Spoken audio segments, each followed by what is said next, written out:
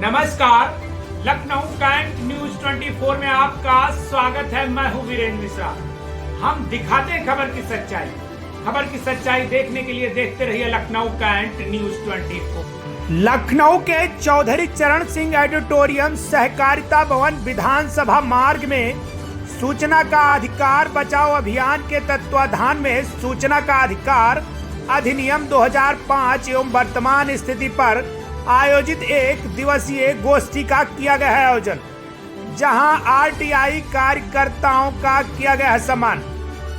वहीं सूचना का अधिकार बचाओ अभियान संस्था द्वारा देश में आरटीआई एक्ट को मजबूती से लागू करने और भ्रष्टाचार मुक्त भारत का निर्माण करने एवं सूचना का अधिकार के तहत अच्छा कार्य करने वाले आरटीआई प्रयोगकर्ताओं को सम्मानित करने एवं आरटीआई से संबंधित तमाम विषय वस्तु पर विशेष चर्चा किए जाने हेतु गोष्ठी का किया गया है आयोजन। आपको बता दें, इस आयोजन में निवेदकों को अगर देखें तो एडवोकेट अशोक कुमार शुक्ल, अधिवक्ता दीपक शुक्ल, अधिवक्ता शांतनु शुक्ल, आरटीआई विशेषज्ञ सलीम बेग, सामाजिक कार्यकर्ता देवेश मणि, अधिवक्ता रुवैद कमाल किदवई, पत्रकार तनवीर अहमद सिद्दीकी के साथ साथ सभी पदाधिकारियों एवं सदस्य जनों ने आयोजन में उपस्थित होकर के निभाई है अपनी जिम्मेदारी।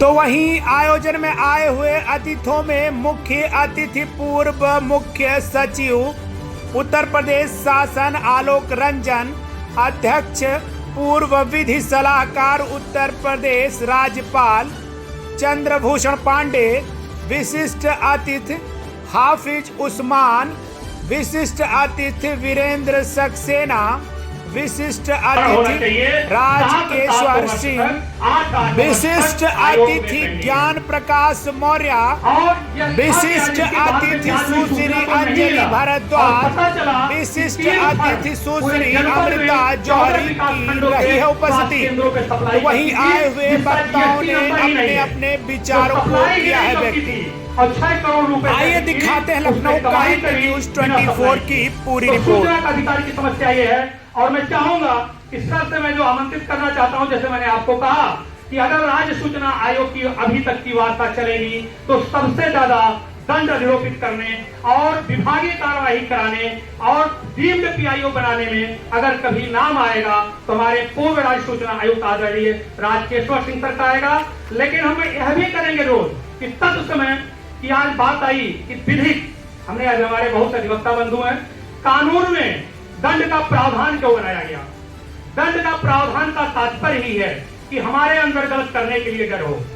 सूचना देना अलग है और अगर उसका अनुपालन नहीं किए तो दंड का प्रावधान होना अलग है।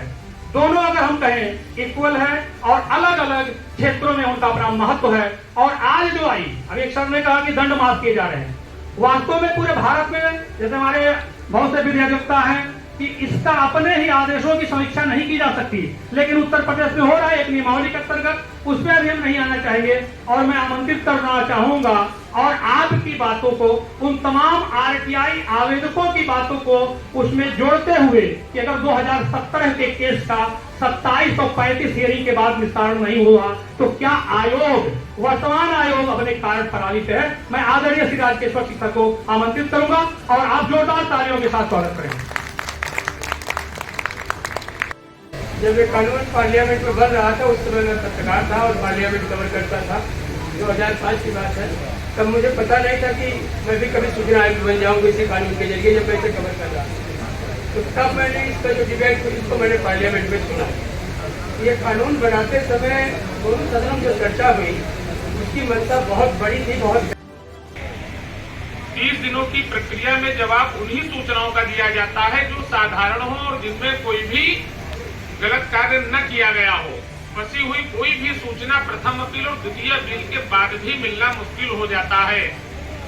और जो जिम्मेदार अधिकारी हैं वह अपने नीचे के अधिकारियों को भेज देते हैं जवाब देने के लिए, जिनको स्वयं जानकारी नहीं होती है वो खड़े हो जाते हैं, साहब उनको तो पता ही नहीं है। इसके लिए जब तक एक निश्चित दंड का प्रावधान न हो कि इतने दिनों पर ये, इसके बाद प्रथम अपील पर ये, और उसको लागू कराया जाए प्रावधान। जिंदाबाद साथियों। आज आयोजन करने वाली सूचना के अधिकार बचाओ अभियान के सभी साथियों को मेरा बहुत बहुत शुक्रिया, आप बुलाने के लिए यहाँ पर और बात रखने के लिए। मैंने सबकी बात सुनी सुबह से और बहुत ज़रूरी बातें हुई हैं। देखिए, सूचना का अधिकार कानून 2005 में आया, लेकिन सूचना का अधिकार हमें कॉन्स्टिट्यूशन संविधान से मिलता है और ये बात सुप्रीम कोर्ट ने और जुडिशरी ने बार बार कही है कि सूचना का अधिकार जो अनुच्छेद 19(1)(a) है, जिसमें हमें बोलने की आज़ादी और अभिव्यक्ति की आज़ादी मिलती है, उससे मिलता है।